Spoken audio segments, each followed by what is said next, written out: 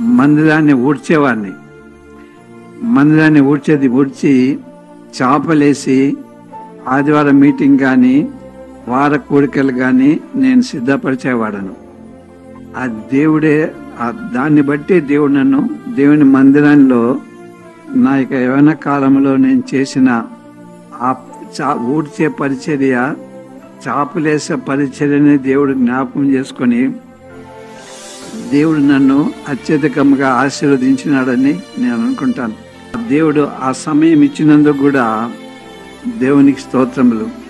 నేను టాయిలెట్స్ కూడా క్లీన్ చేసిన వాడను. దేవుని మందిరంలో నేను చేయని పని లేదు. దేవుని పనిలో మనం చిన్న చిన్న కార్య పనులు చేస్తే దేవుడు జ్ఞాపకం ఉంచుకొని దాన్ని ఆశీర్వదించేవాడు. దేవుడు మనకు మేలు చేసేవాడుగా ఉన్నాడు.